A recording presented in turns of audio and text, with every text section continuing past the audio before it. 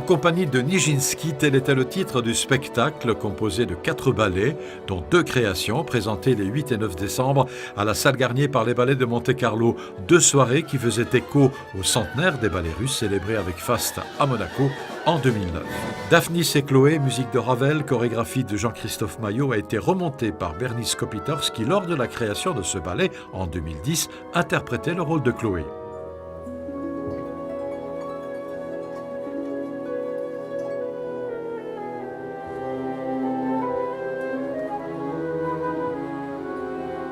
Aimer j'en rêve était une création signée Jeroen Verbruggen, chorégraphe résident de la compagnie, en hommage à l'après-midi d'un faune, musique de Debussy.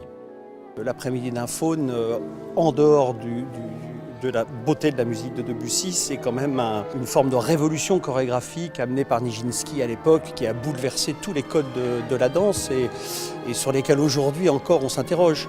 Donc lui demander, c'est un gros défi parce que c'est une œuvre difficile avec une musique absolument superbe.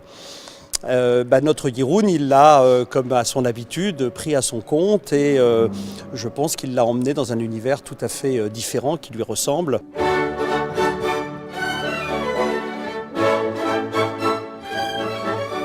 L'invitation à la danse de Karl Maria von Weber et un vers de Théophile Gautier avaient inspiré le chorégraphe Michael Fokking en 1911 pour créer à Monaco le Spectre de la Rose.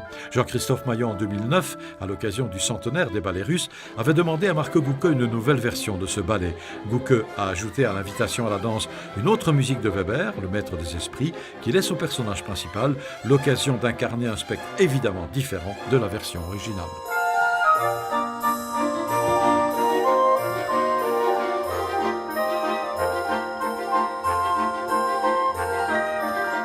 Deuxième création de ce spectacle, Petrouchka de Johann Inger, musique de Stravinsky bien sûr.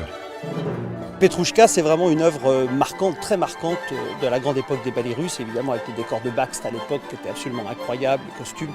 Et là, Johann s'est posé la question aussi, quelles sont les analogies qu'on peut trouver éventuellement avec un Petrouchka aujourd'hui. Il a décidé de le transposer dans le monde de la mode, de considérer qu'au lieu d'avoir affaire à des poupées, on avait affaire à des mannequins et finalement se poser la question de quelle est la place de l'homme dans le mannequinat, quelle est la place réelle donnée à la dimension humaine de ces individus qui sont évidemment maltraités comme dans le Petrouchka original, mais dont on peut voir un peu une correspondance avec ce que l'on peut vivre aujourd'hui.